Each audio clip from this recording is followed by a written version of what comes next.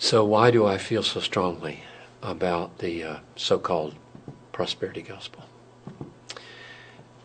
There's an easy answer, but before I give it, let me define it a little bit. It's on a continuum from the most radical to what would be called soft or light. And the most radical would basically say, God wants you rich, and you should partner with him by faith to pursue riches. And the justification would be given, can't accomplish much in life without money. And so go for it. Or another rationale might be, you're kingdom kids, and kingdom kids don't wear tattered clothes. They dress like the king, and so on. The light would be simply being more cautious not to say those gross things about wealth, but to minimize sin and minimize pain and only talk about how well things will go for you if you follow Christ. So why do I abominate this so-called gospel? I think it is another gospel. And the first reason would be simply to go straight to the Bible and see what Paul says about those who want to be rich. I mean, it's just, he says, this is 1 Timothy 6:6, now there's great gain in godliness with contentment. In other words, without craving for stuff. For we brought nothing into the world, and we cannot take anything out of the world. If we have food and clothing, with these we'll be content. It's just amazing. But those who desire to be rich, now here's the key text, this is verse 9.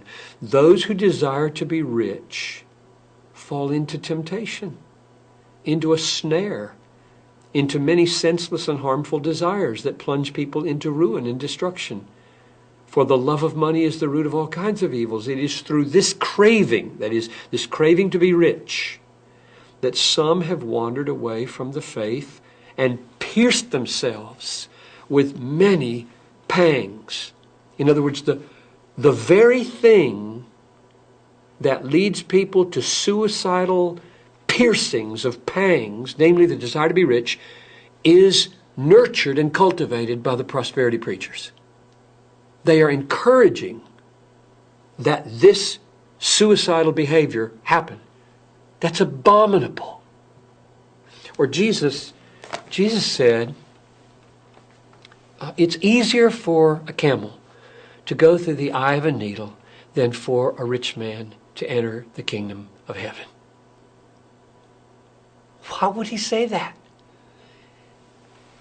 It's because riches are such dangerous things. They're not a blessing usually.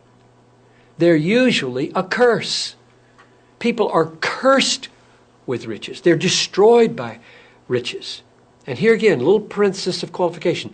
I don't mean it's sinful to make a lot of money. I just mean it's sinful to want to keep a lot of money.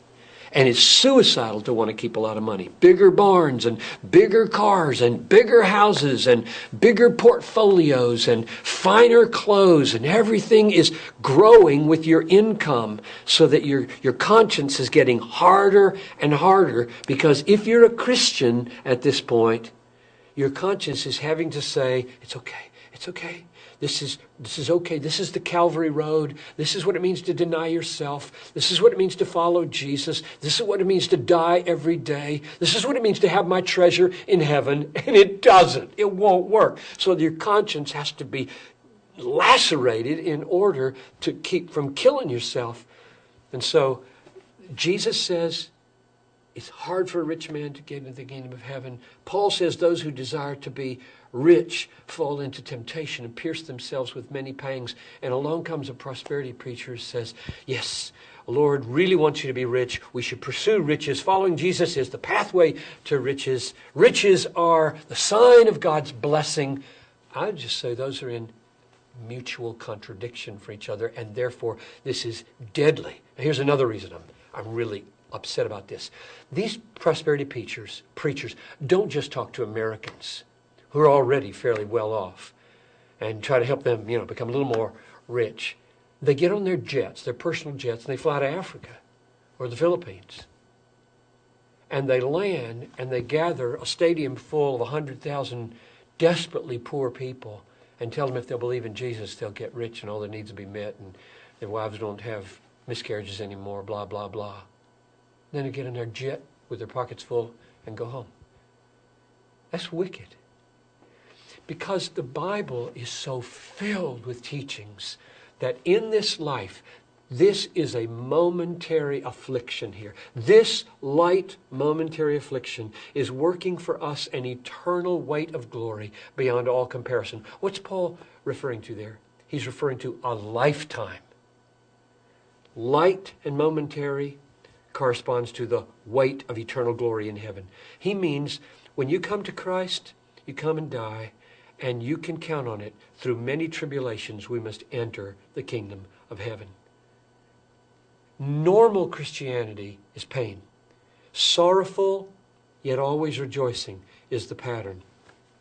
Prosperity preachers do not prepare new converts in third world countries to endure the realities of what it will cost them to be a Christian. Here's another reason.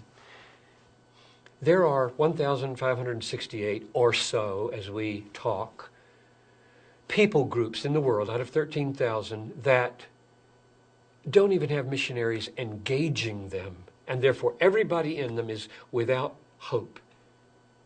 Most of those 1,500 people groups are in very dangerous places, meaning if you go there, your kids might either get disease and die, or your wife might be captured and raped, or your family might be butchered and killed. Who's going to go? We have to go. Jesus said, make disciples of every people group, not just the easy ones, not just the comfortable ones. Who's going to go? The product of prosperity preachers? I don't think so. The people that are going to go are the people that have been taught that to follow Christ is to suffer, and it's brief. It's only 80 years. And then comes heaven. I just read this morning with Noel and Talitha, first paragraphs of Revelation 21. And I saw a new heaven and a new earth. For the former heaven and the former earth had passed away, and the sea was no more. And I saw the new Jerusalem coming down like a bride prepared for her husband. And he will dwell with us, and we will be his people, and he will be our God. And then every tear will be wiped away, and every pain will be gone. For the former things have passed away. That's coming. The essential biblical problem, maybe that's an overstatement, one of the essential biblical problems with the prosperity gospel is an over-realized eschatology. Meaning the things that are promised gloriously for us. We're all going to be rich. We're going to own the world. We're going to judge angels. Paul used that argument in 1 Corinthians 3. Don't you realize that you are going to inherit the world? The world is yours. Paulus is yours. Cephas is yours. Life is yours. Death is yours. And the conclusion he drew was, why would you boast in men? In other words, why wouldn't you take that as a means of enabling you to suffer and be lowly and kind and servant-like and walk on this Calvary road and take the pain of being a Christian? That's coming. But what they do, instead of say, we have to wait for that and pour our lives out through many tribulations here, they say, bring it now. Bring it now.